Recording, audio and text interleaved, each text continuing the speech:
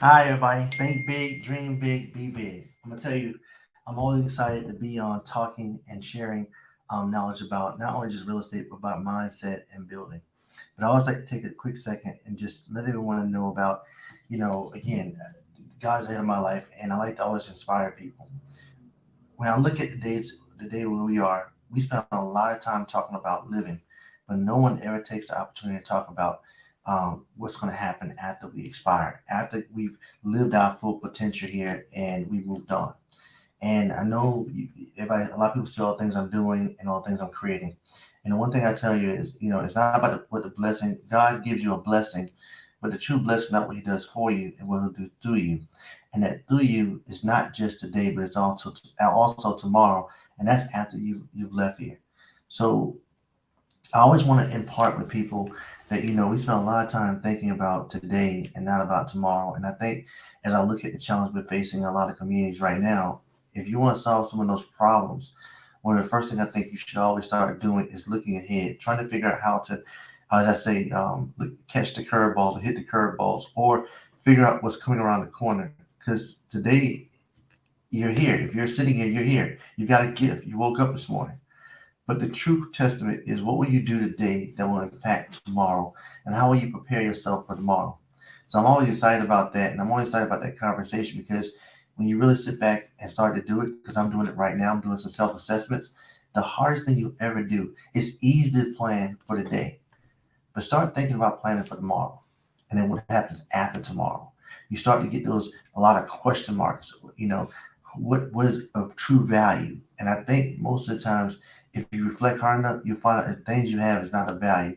It's the people, the experiences, the lives you touch is more important.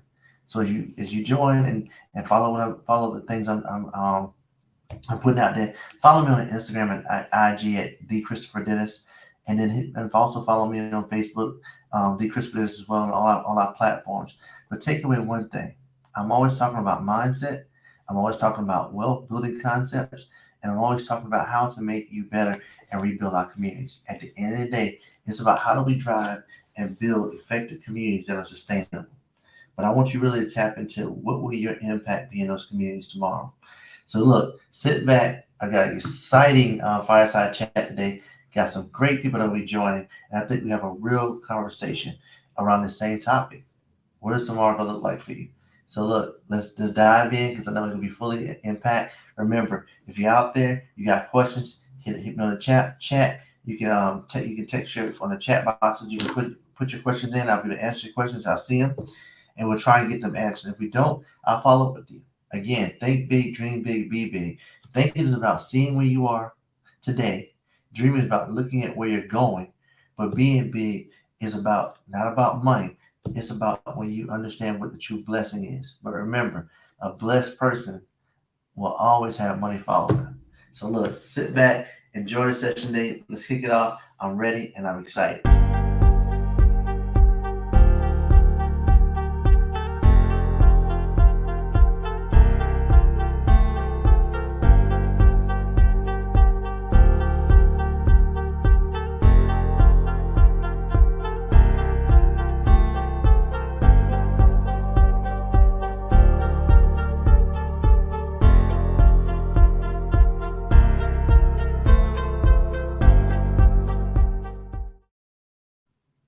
Hey everybody, what's up? Think big, dream big, be big, man. I'm always excited. I'm always empowered to be talking about communities, talking about real estate, the one-on-ones, and having a fireside chat where I can actually get people to just think a little bit differently and understand that change is always necessary, but the opportunity is not what you do when things change, is what do you do when you get tired, and how do you move forward. So look, I got exciting things happening. I got a few people going to join in a few minutes, but today we're going to be talking about a cool topic. I got a lot of questions around one a topic that's near and dear to my heart, which is looking at estate planning.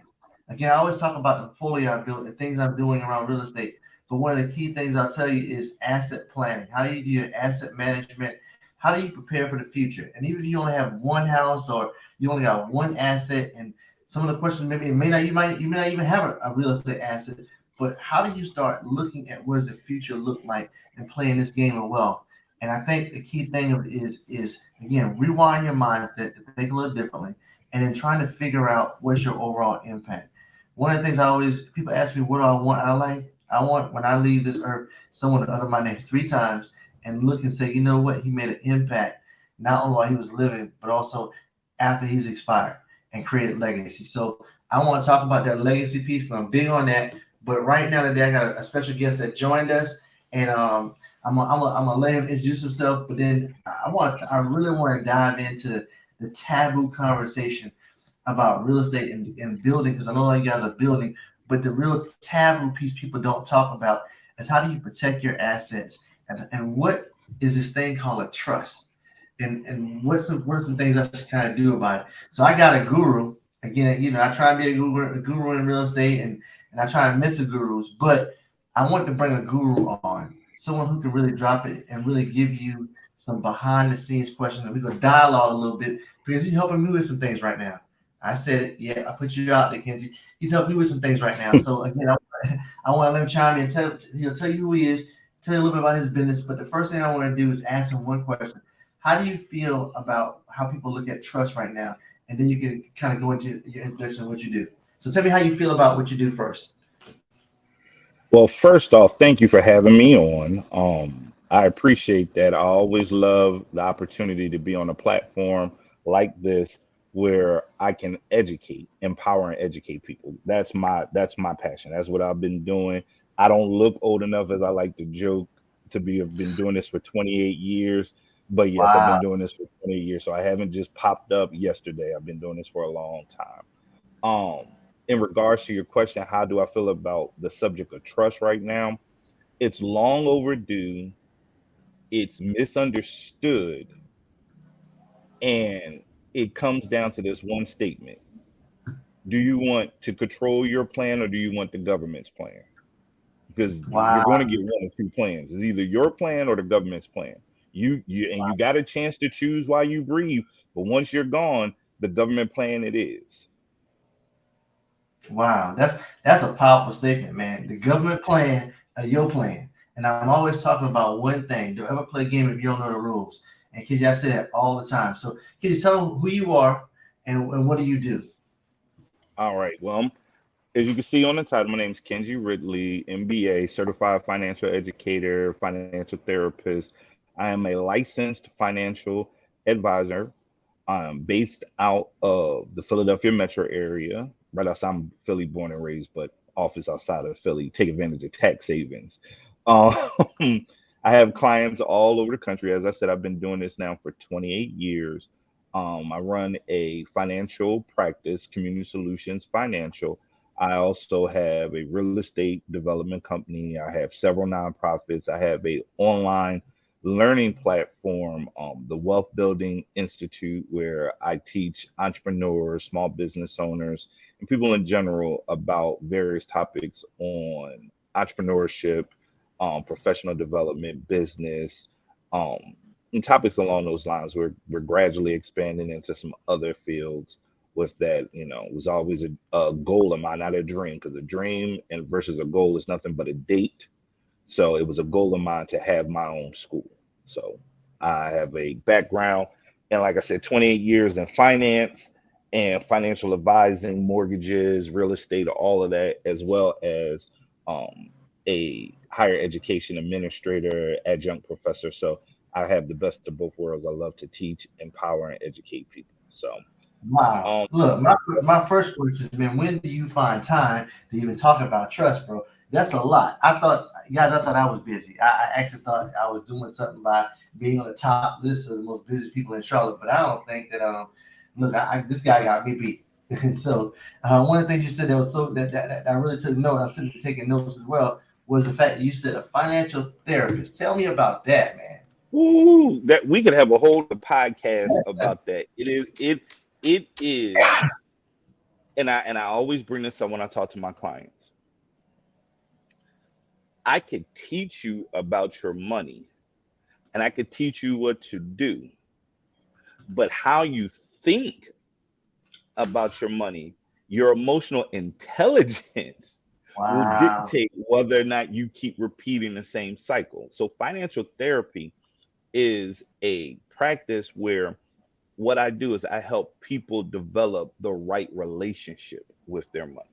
Okay. Wow.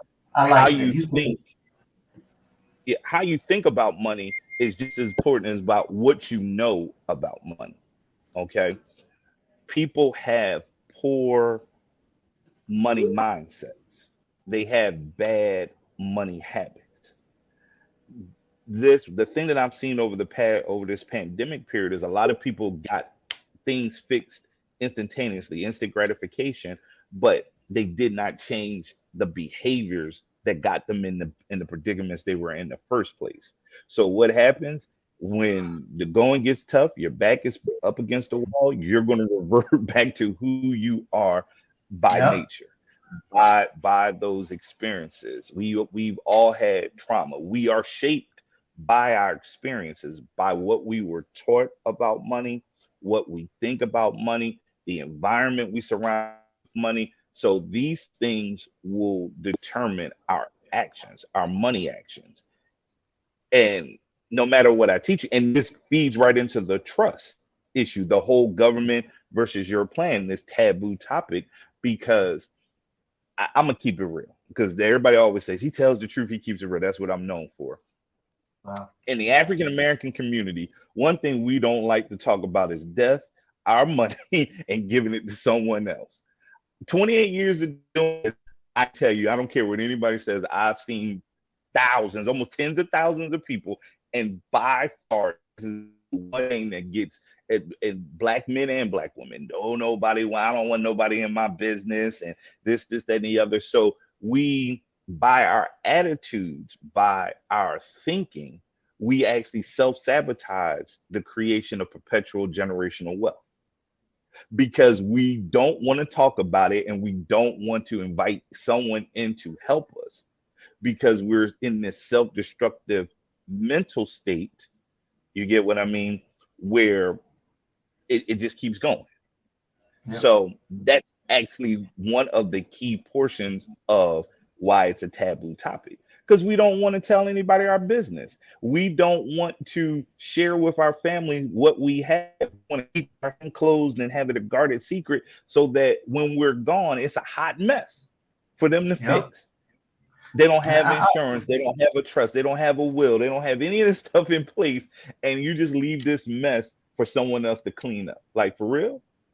Yep. And I always tell people the same thing. I'm like, we spend all this time building and acquiring things and then never have a conversation about how we want it to architect after we leave. It's like you play a game all your life and then at the end, there's no plan for what happens next. So now you can either leave debt or in debt, you can either leave a gift or you can leave debt and death.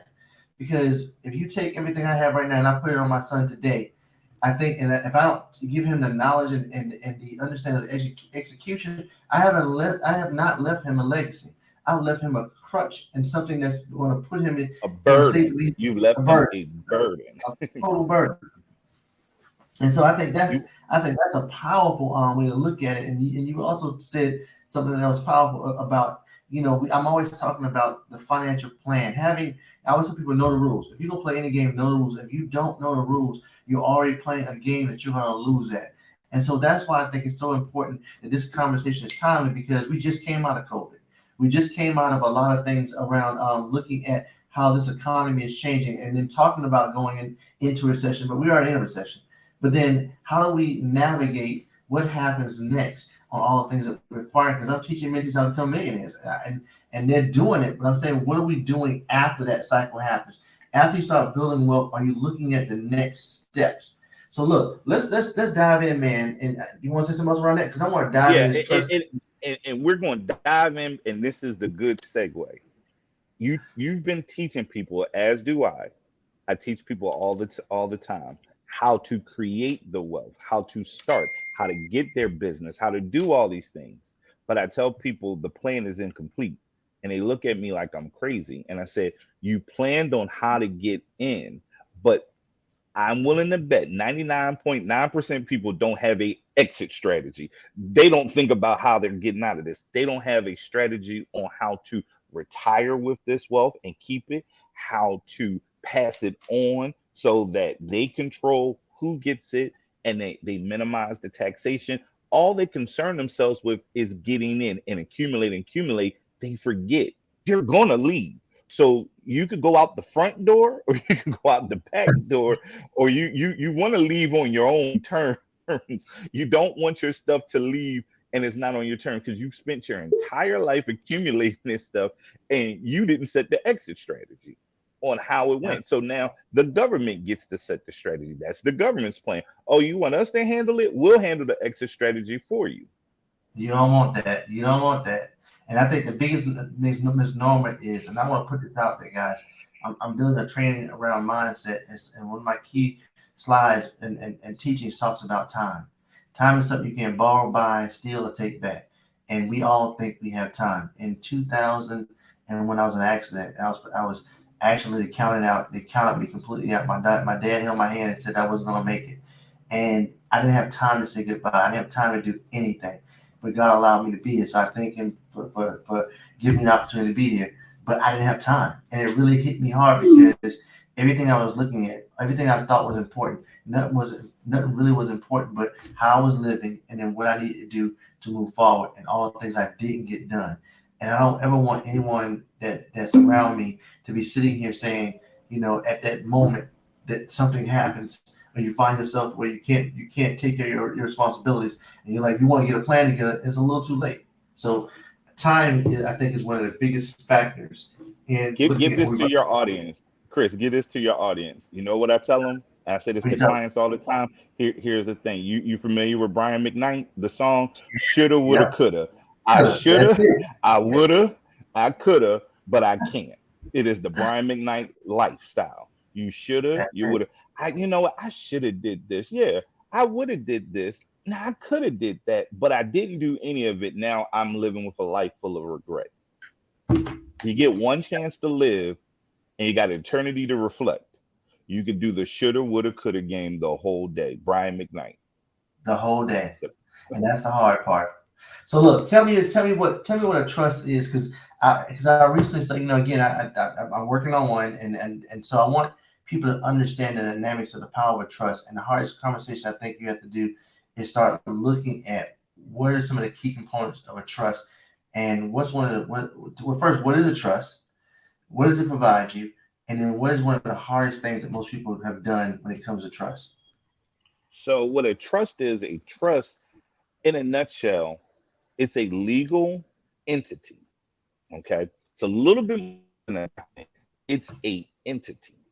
It bridges the gap between you, your assets, and your heirs.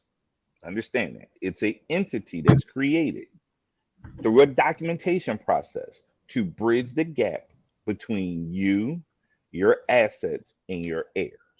Meaning, you create this trust. This trust now is a legal entity, it is formed.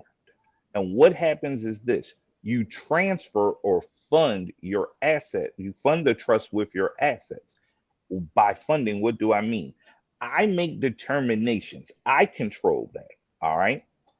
I control what goes into the trust: real estate, insurance, cash assets, securities, cars, anything of tangible value, businesses can all be funded or the trust can take over. All right.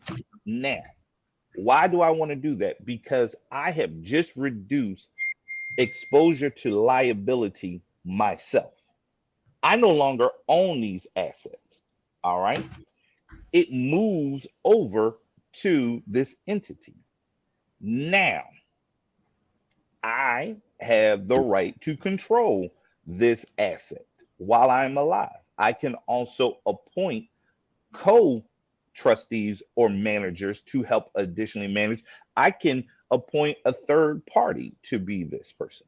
What is the benefit of doing this? By moving the trust over, moving your assets over to it and control it. First, like I said, it reduces liability. Or the most important thing that occurred with that is you have to delineate or break down where these assets go and what's the trigger. Wow. What is the trigger for those assets to go to this other party? All right. So you say, I die, asset goes to my son, it's done. It's already set to go to them. There's no judge, there's no government, there's no other people getting involved. The government's plan is called probate. It is a court system. And what happens is this: you die. People say, well, I got a will. A will is just instructions for someone you appoint, your executor, or the court appoints an administrator to carry out. But it still has to be approved. Okay. And someone can contest what the instructions are. Oh, no, that's not what they meant, or this, that, and the other. And then there are taxes and a whole bunch of transference because you did not plan for this. You gave instructions, but you did not take care of the actual transference. The trust bridges that gap. What happens is you say, I'm going to take these assets now. I'm going to take them out of my personal ownership. I'm going to put it into the trust. The trust is the bridge. I control the assets. What's going to happen is when the trigger happens, the assets go to who I want, how I want, when I want, exact. And you can specificity is the key to that, where it goes. All right. And it allows you to avoid that where you allow the government to get involved. We all complain about Uncle Sam in our business, but this is the greatest place where they get involved. Yeah. You don't set a bridge. You don't build the bridge between the what you've accumulated and the exit strategy. Now, when you get into the word trust, there could be 50 million different forms of trust. And I talk to people about all this. The average American is either going to do, which is the preferable one, a revocable living trust, and I'll explain what this means, and an irrevocable living trust.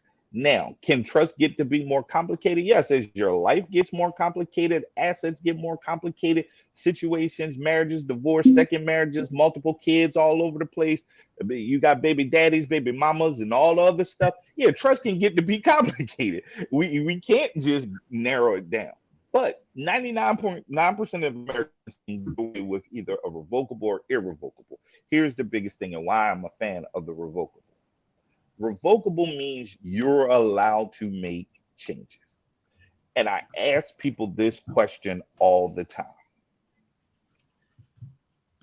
In 2000, could you have foresaw what was going to happen in 2020? No. No. Your life changes. Situations change.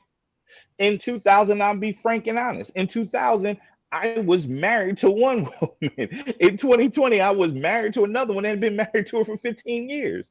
And in 2023, I'm almost out of this situation. Do you get what I mean? So my life changed 3 times in 23 years. Think about it. My life isn't the same 23 years. So in 2000, I had 2 children. I had a 4-year-old and a 1-year-old. In 2020, I had 4 children. I had a 24-year-old, a 21-year-old, a 10-year-old, and a 7-year-old. Do you get me? Who knows what might be down the path, down the road? We don't know. So life changes. I need to have the ability to change how I want my assets to be distributed upon trigger current. Thus, I want it to be revocable. Irrevocable means when I set this thing, I can't change it. It is what it is. It's going to be what it's going to be. I can't change it. Are there benefits to an irrevocable trust? In some instances, yes, because you don't want the terms to change. You want what you're going to put in there. It is what it is. It will not change. But 99.9% of people, life will happen. You need the ability to revoke and change. You get married, you get divorced, you move, you live one place. In the 23 years, when 2000, I had a duplex, my first duplex in Southwest Philadelphia. By 2020, I had sold that duplex, been in Virginia for 11 years, and returned back to Philadelphia. Who knew all this was going to happen? Terms change. Properties are acquired, properties are released. Children, 2 children here, 4 children there, one wife there, another wife there, another. Do you get what I mean? That's why the revocable nature. I'm a proponent of it because nothing in life stays the same all the way through. There's only a Question. couple things that are set: death and taxes. So someone asked, if you have a irrevocable trust, can it convert into a non-revocable trust? Can it revoke into an irrevocable trust at some point? You mean if you have a revocable trust, can you make a provision for it to become irrevocable? Yes. So here's an example of it. It could be this. It could be what we call succession. My revocable trust has certain, I can make one of the stipulations that when certain assets, let's say it's money or let's say it's a house, when the trigger happens, the house moves into a irrevocable trust, meaning y'all can't change the terms. Y'all will never get rid of daddy's family home. That's this. You'll never get the choice to sell it. You will follow these terms until these terms can't be followed. That's a good way to do a irrevocable trust. There are a lot of black families, and I can use a personal note on this, both sides of my family, where the family house, because of bad planning, and they knew I was there, and my father, he has really taken to my advice after this happened, where he lost his mother's home, but because of his siblings, because of ineffective planning with grandmom, and Uh, just a regular fight. And they lost a house for $72,000 of back gas, taxes, and real estate taxes owed. The person who scooped in and bought it for the 72, dropped about $75,000 more in it, and now rents the house out per room for college students at $1,200 per room. wow. So they turned it in the community and making more money off it than they would have made this, kept it in the family. Isn't that ironic? And it always happens. I've seen that a lot. Yeah, yeah, it is, and this, we self-sabotage the perpetuation of generational wealth in our community because grandma did not want to have this conversation with her 12 children. The 12 children, once it all went left, could not come to a consensus. No one wanted to pay the taxes and that gas bill that was owed, that lien. So the government, here we go, stepped in and said, fine, we'll settle up this debt. We're just going to take the asset and sell it. So now someone else is reaping the benefit of what my grandmother worked hard to pay off over Let me 30 ask you a years. question. Let me find something. So when the government sells, are they selling at their benefit or your benefit? At their benefit, they could care less about you. That's what the government plan is. They don't care about you. What they're doing is saying, this is you should have known the rules. I joke with people all the time when I talk to my clients about doing shady things. Ignorance is not an affirmative defense in a court of law, period. They said you should have known the rules before you played the game. You got into a game, you did not know the rules, or you did not care to learn the rules. We don't care about you. We're sorry to hear that your nana died, but there's some money that's owed on this property, and we come to collect. Sorry, we Wow. our condolences. So when you start looking at planning for trust, you really start looking at your who's going to be your executor, and do you trust that person? What's their skill sets? What are some things around and setting up a trust? We'll talk about where to go get a trust from in a few minutes. But let's talk more about the setup, and then we'll talk about what type of assets go inside of a trust, funding a trust. But let's talk more about the trust itself as far as that planning piece. So now I've decided I want to trust. I've got some assets. Let's say, I have a house or two houses, and I have a rental property. Because a lot of my mentees and people that are trying to follow me, we're building real estate portfolios and looking at wealth in multiple ways. But I may have a business, but I may have assets. So now I've got a few assets, and I want to protect my assets and know exactly how they're gonna what's gonna happen when I expire. So what's one of the big caveats or things you could tell people that in that planning process? How do I pick my executor? How do I pick the people that I'm gonna entrust to follow the rules of this trust, and how detailed should my rules be? So here's the good thing with setting up a trust.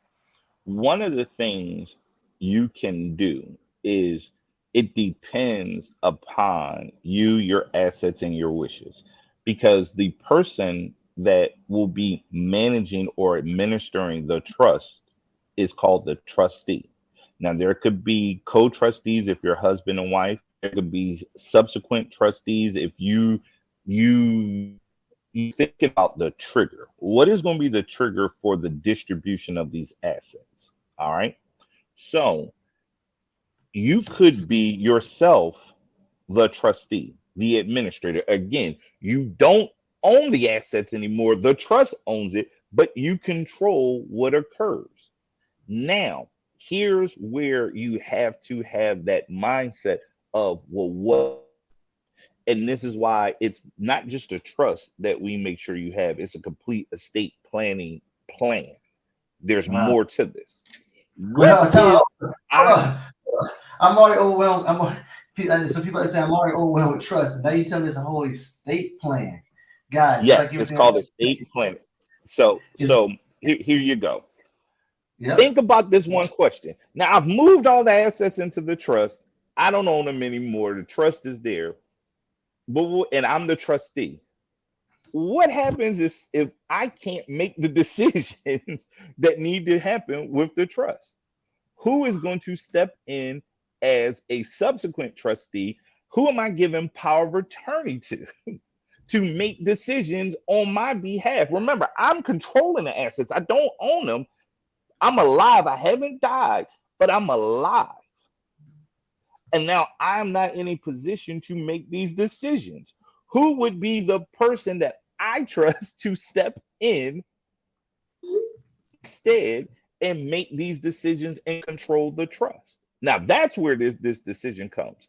Who am I putting down on this document that has legal authority if I am incapacitated to do it to step in?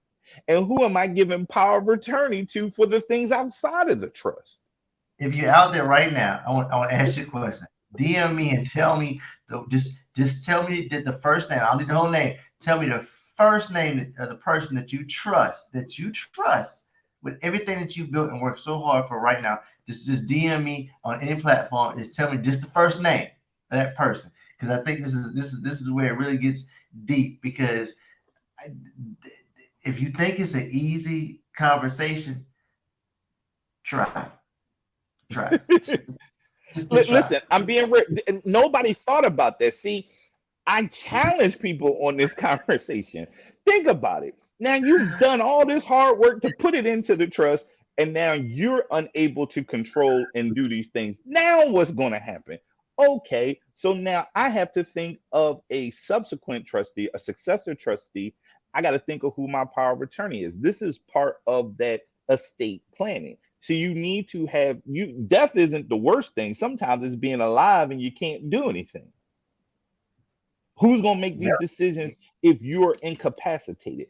That's part of it. Having durable, limited, or durable general power of attorney documents. Now, here's the other thing when we talk about this whole plan.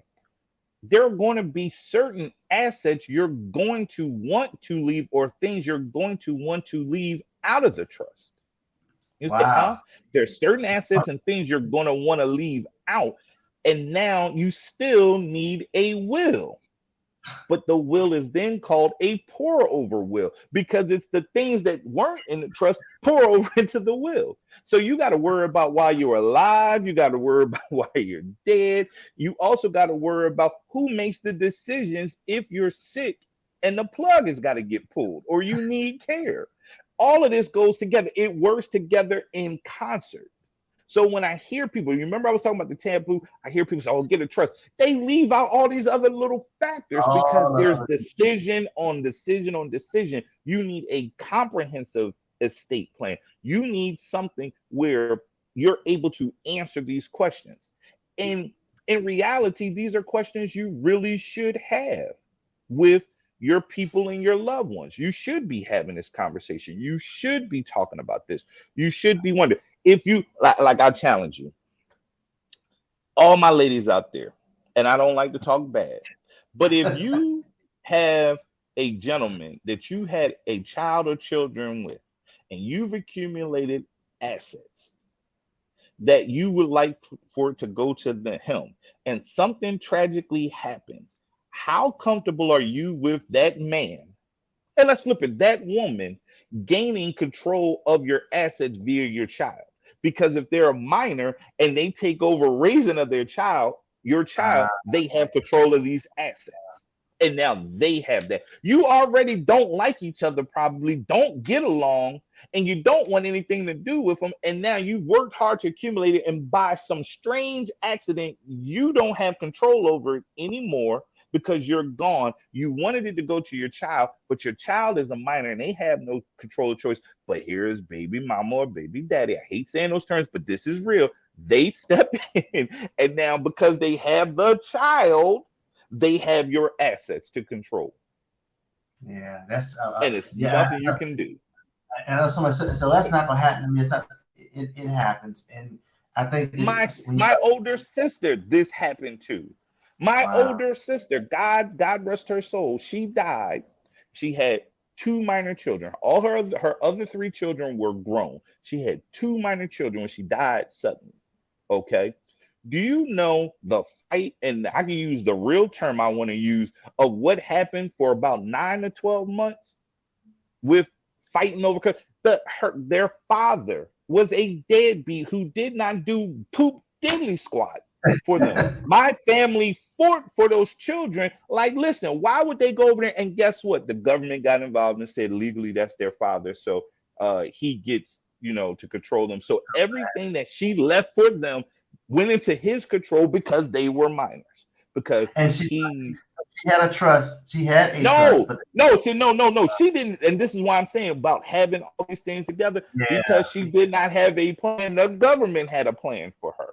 And wow, she probably turned over in her grave the day that he got custody of his children that he did yeah, nothing for, but he yeah. saw the dollar signs of what they were worth now that she was out of the way. Paid no child support ever in a day, but the court gave him custody So over now the over. and that points out a lot of stuff because again, if you don't any poor planning automatically disrupts any plan that you currently have. So you've got to put a plan in place. You got to know how you want it to be executed. And again, we're talking about building wealth, but one thing about building wealth is how do you create the legacy with it. So this kind, I know we're talking about this, and I really want people to understand these conversations are so real, and I'm being light about it, but imagine living your life wanting to change communities and build assets, but then you don't properly plan, and within a few months, not years, that everything you built is now dissipated, stolen, or given away for pennies on a dollar because no one understood what your true vision and your plan is. That's the reason why we're having this conversation. That's really talking about trust.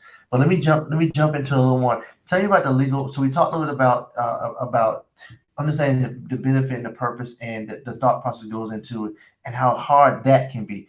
But let's talk more about the compliance and regulatory piece of why you need a trust and how does it help you protect if you have assets. What wrapper does it give you? We know about avoiding probate, but and then what can go inside of a trust? So what are some of So the parameters it gives and what can go inside of a trust? So this just you and I. Remember our conversation. You have to think about certain things sometimes, and I call it walking a succession. All right, in a legal term. So a lot of people start a business, and I'll use this. Just this is the best example of this. I don't need to go to my state or anybody else to start a business. I could just open up shop, and I'm a sole proprietor. All right, I could just start doing what I want to do, sell a product or service. I just may have to register with my local municipality just so that they know that I'm a business for tax purposes. But here's the problem with that. I assume complete liability personally for my actions. The business is not liable because I am the business and the business is me. Hence why we go and we look at structures like LLCs, C corps, S corps. You want to transfer liability from you to your business. Your business becomes liable. You are only personally liable to the extent that you personally guarantee something inside of a business. If a business does something and there is no personal guarantee, the business is liable, not you. Okay. So here's where we go start going with the trust. You own this business, right? You get personally sued for something non-related to the business. They look at your assets. You have a $1 million business, $1 million real estate portfolio. You're being sued. They're looking at this asset that you own. What do you think if a judgment occurs that says you are liable? What do you think they're going to attach that judgment to pay? Your business and that asset. All right.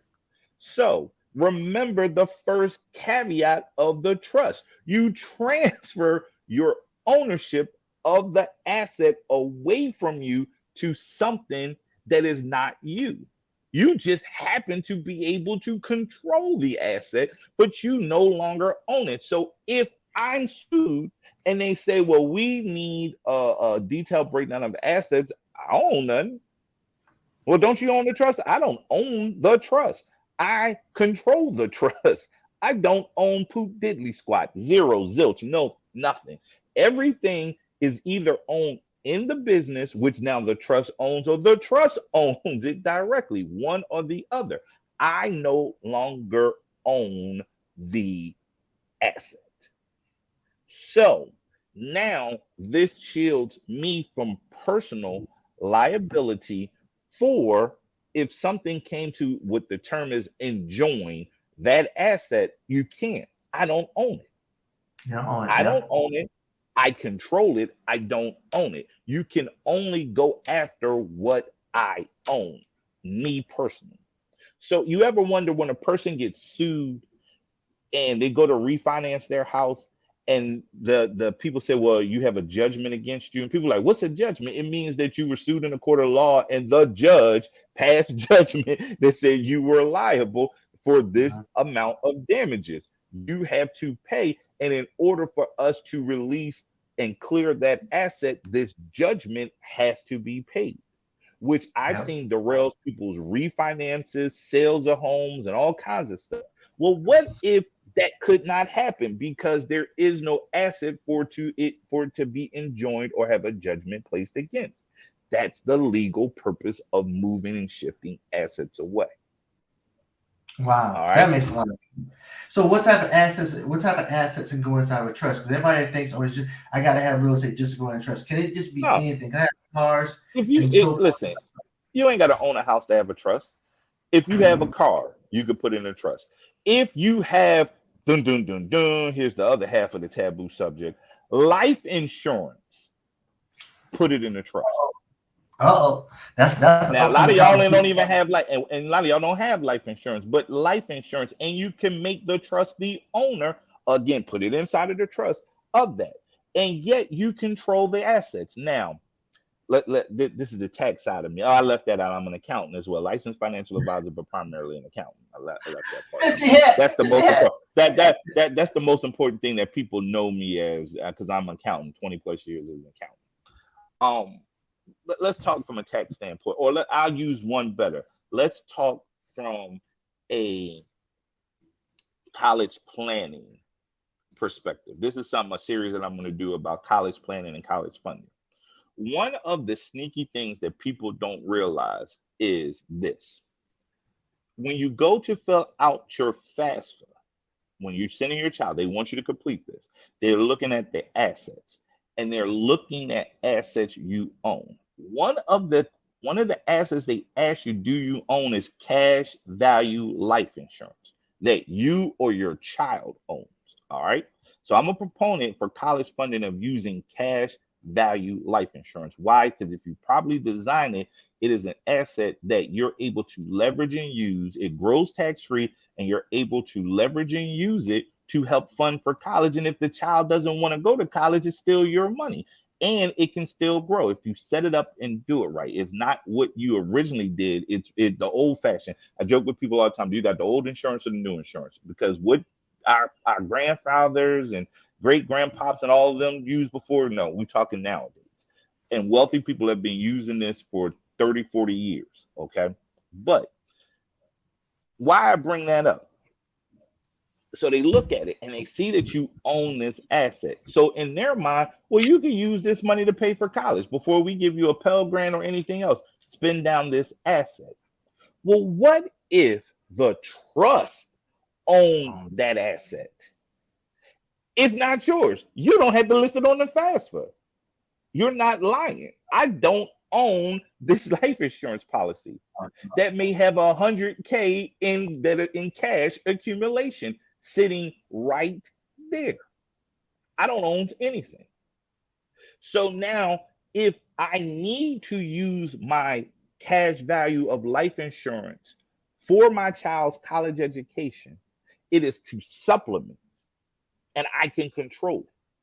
I was Yeah. explaining this to a client the other day. I said, now here's the real thing. Your child, how old is the child? She said, the child is 7. I said, that's perfect. We'll have the policy paid off in 7 years. So by the time the policy is paid off at 14, it's paid.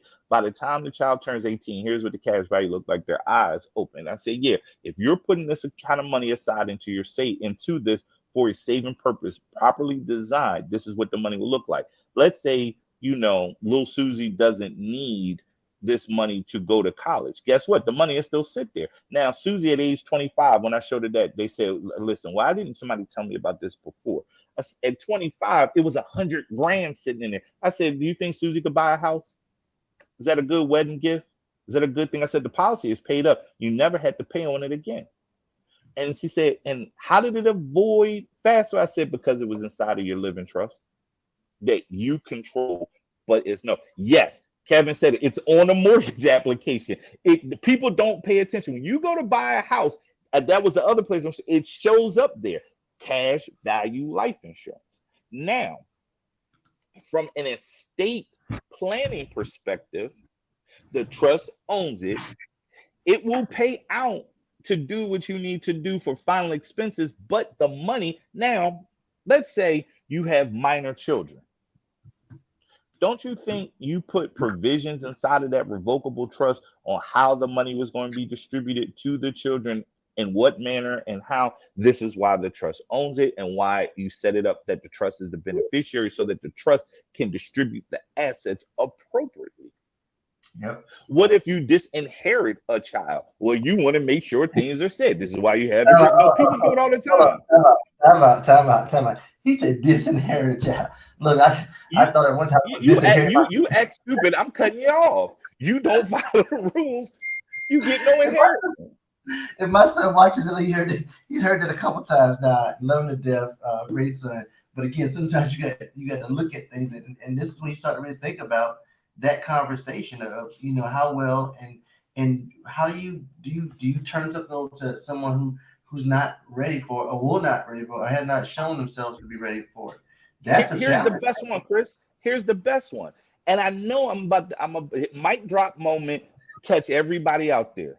How many of y'all have or around a special needs child Oh, that will yeah. need care for the rest of their life, that could not do it, and you drop dead and you don't do what's right and you leave this money to them, who is the caregiver? Now, the money that you intended and the assets you intended for this special needs child, because it wasn't their fault. You love Yeah. your child. You want the best for that child, and you are uberly protective of that child. Now you're gone. Who's going to handle all of this? Here's where the Yeah. trust, the insurance, and all these things kick into play. So yes, it is a comprehensive thing. Cars, jewelry, your investment accounts, the non-retirement ones, IRAs, 401ks, 403bs, things, SEPs, all those things can be held outside of it. Why? Because you specifically designate a beneficiary. But here's what happens. It could be held outside of the trust, but I may make the trust the beneficiary so that the assets can get distributed the way that I choose. Yeah. And so I think that's a good segue because we got a few more minutes, but I want to jump into something right quick. When you start talking about, so now we talked about a trust, what is revocable, irrevocable. We talked a little bit about what goes inside of a trust. Let me jump right quick and start talking about now because I got a lot of people that are watching that are real estate professionals. As we start to build portfolios and look at building wealth, how important is it for a real estate professional to have a trust set up for assets they're building long term? And then what type of protections it take from a tax standpoint? Because again, I ran into a situation. I had let me see, I got a DM. So I've got 10 properties. They all show up on my tax return, my Schedule E. How can a trust help me, and what does it mean to partner with my trust? So, for a Because I real can't. estate investor, let me tell you a couple things. There are two things every real estate investor, well, three things a real estate investor needs. They need a good accountant slash financial advisor. They need a trust, and they need cash value life insurance. If you're doing real estate investing without those three things, you're setting yourself up for failure. and Point and a blank, good end of story. and a good mentor and a good mentor. And a good no. See, now the mentor is the head to make sure that you knew you needed an accountant, you needed a trust, and you needed life insurance. Probably design cash value life insurance that gives you access to it for the three of those things to go together. Now, why where does the trust benefit? You said it right out the gate. Your properties show up on your schedule E. They won't show up on your schedule E anymore because they go on the trust tax return. See, that's what people don't realize when I joke with people about the differences between a sole proprietor, LLC, S Corp, and a C Corp, there's some key differences. They say, what's that? I said, which one of the three, or let's call it three and a half, don't show up on your personal tax return unless you wanted to? They say, what? The C Corp, similar to a trust, doesn't have to show up on your personal tax return. All right. So it benefits you right then and there because everything that's done is done inside of the trust. You can create terms. Here's the only way it shows up on you personally. You create terms for whether or not, as a trustee, you are compensated and how you distribute the assets, whether you personally benefit. Outside of that, it doesn't show up on your tax return. So automatically, you've moved everything away from you. The first rule that I want everybody to understand about income taxation, it's progressive. The more money you make, the more the government taxes you. All right. Oh, say it again. Say it again. So Say the it more again. you make, the more they tax you. It progresses. It is not a benefit if you earn income. That's the key thing. When you move things over to a trust or a C corp, it is boom, boom, boom, boom, flat tax. It's no progressiveness. You get taxed the same on the first dollar as the last dollar, period. Doesn't matter whether you made $100 or $1 million, it's flat. And there are ways to reduce it. We get into that. That's where this properly designed cash value life insurance policy comes into play because it's how you redistribute that revenue coming in and you use because the business owns the insurance policy. You use it, and this is why it's got to be designed correctly as a tax write off. All this extra money and premium you're dropping inside of this policy turns into a liability, which reduces the income that the business, aka the trust, receives, and you still got access to it to borrow and use it tax free. You just legally use the oldest tax code that they put into play 40, 50 years ago. You just didn't know you needed it. And that's because you didn't have an accountant who didn't understand what was going on. You didn't have a trust. You didn't move everything away from you and over, but you controlled everything. Kenzie, I've That been was the saying this. key to Look, it. I've been saying this to my mentors for a while. I try and drop it to them slow so it doesn't go over their head, man. But look, I'm telling you, if you want to be a guru, if you want to learn the game, you got to know the rules, and you got to get around people that are talking about that stuff all the time. This is what we do when we connect. These five shot chats are designed just for this, and they're designed so you can ask the questions. I want to bring people in that can talk about some of the cool things we're doing because again, it's a building block to success, but also building wealth. But at the end of the day, if you don't remember anything, it's about building communities and changing lives. That's the bottom line. But in order to do that, let's talk about the things that happen and know the rules. I got a cool question that came in from Jeff, and I want to post that out because I think it's Hmm. we talked about it. And then me and you've had that same conversation about, can I put my LLC into my trust and will it lose Yes. control of business operations? Nope. Here's the cool thing. So now we get into the cuteness of this, right, Jeff? You would you're always going to control that business. You're just not the owner of the business. You're an operator. You're not an owner operator anymore. You're just the operator of the business. Now, what would you do to make this completely feasible? And this is another little tax thing, and I beat my head on desk when people don't understand. To really make this work, you know what you're going to do? Your LLC will choose to be taxed as a C corp, not as a S corp, not as a pass through, as a C corp. You'll say, huh? Yeah, you didn't change your structure. A lot of people go through all these hoops and barrels to change their structure. I say, you know, you could have just formed the LLC, and in the process of getting your EIN number, the IRS asks you on the second page, do you want to be taxed differently? Yes, tax me as a C corp, which means that nothing passes through to me. I control it, but it doesn't affect me. How do I receive revenue? I either receive it as a W 2 employee or as a dividend, which means that the business made a net profit and I chose to distribute a portion or all of that profit to me as a dividend, which is, again, for all the people out there, flat tax, Hey, 20%. yo, It's well, we, not, it doesn't go up. It's 20%. It is the easiest. If you know the rules to the game, it's easy for you to follow this. So now that flat tax goes to the trust. The trust is, you get how this whole thing works? Yes, you can control it, but I don't own anything. I have complete control over it. You just have to understand. You have to have an accountant who understands what you're doing. You have to understand what you're doing. And then we get a little cute with it. Okay, so before, instead of for having it distributed as a dividend, no, I'm gonna use a chunk of that money and I'm going to put it in as premium onto a properly designed cash value life insurance policy, which reduces my profit, reduces my taxable income. But now I can borrow this money and use it for whatever purposes I want. And as I pay myself back, guess what? The interest that you pay back is another tax write-off. look. All right, so look. I'm I know it's a sorry. lot for everybody. So look, we because look, Kenzie, I'm trying to build them up to all this stuff, man, because they don't know. I tell people I'm when you sorry. start. That's why people say I keep it real. I just tell the truth. If you knew what the rules to the game was, you would go and seek and say, okay, I'm gonna play the game this way because it's been played this way. When these are not Kenji's rules. It's No, IRS code 7702 using cash value life insurance. Each thing that write I that quoted was down. a tax code that was set up for, if you properly design it, you can do it. Yes, and it is because it's not income. Kev, it's not income. You know what I'm talking about. It's not income. You're taking, I call it, this is what I want everybody, for all the hate that people give Elon Musk, all for whatever reason. Can I tell you something? The Elon Musk of avoidance is the greatest thing.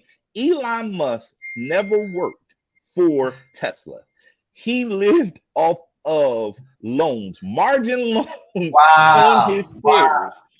It wasn't until they forced him to sell shares so he could buy Twitter that the tax bill came due. guys, And look. that's what he was pissed about because they forced him to sell those shares. He lived If, off of margin loans. That's why he if didn't y'all pay taxes all those years. if y'all ain't got these nuggets, man, I'm telling you, these are conversations I have in the back rooms. And I'm trying to create the table. I told somebody I don't want to create tables anymore. I don't even want to talk about inviting someone into a table. I want to invite you into a room. We talked about last on our last fireside chat. We talked about new market tax credits and how powerful that was. And we had a meeting right after that, and the room was packed with people from the fireside chats, and it's changed their lives on the sitting in that room. Again, I'm not here about creating a table. I want to create a room and invite you into that room. Let's change lives and build communities. Kenji, I'm gonna thank you for coming on today. We out of time now. I don't want to wind people. I'm getting chats and don't stop this conversation. Don't stop this conversation. No, we need to finish this Listen, conversation. have me back. Listen, I do this I all will. day long. I do this all day long. I do this with clients. I get requests to do seminars and stuff, and I can walk people through it. And people say, "Are you serious?" And this, again, we call them. It's known, but it's just not known to us. What it says, "My people perish for the lack of Right on. knowledge." If Yep. you don't know, then you will perish. But if you are taught and you don't do it, then that's just something else. If you're ignorant, which means you don't know, you can perish. But if I give you the information and I help you properly design it, this is why, I mean, I see Chris, this is why Chris asked me on, because when I was talking, he was like, "Are you serious? Wait a minute, Yep. this," and it's these little rules that if you properly design it, we call them cheat codes. It's not even cheat code. It's just what it is. You just got to know the facts. And I think it's a good segue. I got to drop off. I put your website out there. My wealth building blocks. That's the right one. Correct me, put it out there. Yep, that is me. When you want to get the account in me, if they want to follow me, I'm on Instagram at Wealth Builder First. So it's W. I'll put it in the chat so everybody can see it real quick. So Yep. it's Wealth I want to make sure underscore I'm sure everybody's time. Builder. Again, we will be having some round robins. I will be bringing Kenji back. We're talking more because, again, trust is near and dear to my heart. As I'm teaching, I'm going through a whole series right now talking about building wealth, but I don't want to leave out the most important part because if you're preparing, if you're building a legacy, but you're not talking about how legacy we manage after you, I think that's going to be a key thing. We got a lot of people chiming in. I want to make sure that I'm always hitting people up because if we're not building people, we're losing people. And again, Hmm. this is the last time you're going to see Kenji. Kenji's going to be in the circle. We're doing a lot of planning. And follow me at IG at Instagram. You can watch this on the YouTube channels we got. So if you follow me on YouTube, Think Big, Dream Big, Christopher this type. Then you see our videos. Got some new stuff that's happening out there, guys. We're planning for this African stuff in March of next year. I'm excited about that. Again, taking the mindset of building wealth international, doing some great things. I'm excited about that. But again, the key thing about if you take away anything if you're not planning for your future and the future that you'll leave behind. Let that sink in. If you're not planning for your future and the future that you will leave behind, how are you going to tell me you want legacy? We always talk about legacy, but if you really want legacy, are you planning for it? Are you having those hard conversations? And I promise you, someone's sitting there saying that this was a taboo conversation because no one's talking about it. Well, guess what? Now we're talking about it. You're not at the Hmm. table, you're in the room. You met my good friend Kinji today. Kinji, we still got to catch up. We got some Yeah, stuff. no, Hold. wait. I was going to tell you, I'm free Go tomorrow. ahead. I'm free tomorrow. That's a personal. You know what I'm talking about. I'm free for you tomorrow. Y'all heard We're that, gonna work out right? this time. We're gonna work out this Y'all time tomorrow. I got some time for you tomorrow with everything. But I looked at it and I just said when I see you, I'll let you know about tomorrow. And I challenge all of y'all, not just yourselves. Here is your homework that I want all of y'all to go out and do. Go to your mama and your daddy and your grandparents and all those people around there and don't take no for an answer. Don't let them punk you out of doing what's that because the burden will fall on you. And let me tell you, I do not subscribe to GoFundMe for funerals and all this other stuff, fish fries, pass the plate. No, go to them and just tell them, listen, it's inexpensive. The process that we have set up for you to get your comprehensive estate plan is inexpensive. It's easy, and we're there with you. You just got to want to do it, and you could do it for them. Yeah, Otherwise, and you're that gonna get the government's plan. And tell me I how say that work out later. come to my funeral. I'm giving out gifts, so look, y'all might want to show up.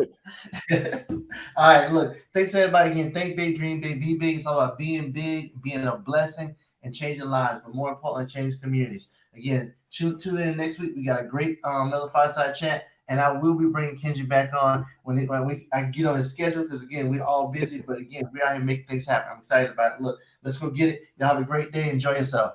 Hope you enjoy. All If right. you enjoyed this, I want to hear some. I want to see some DMs. Tell me what you enjoyed about it, and that challenge is still out there. I want to see them DMs come in.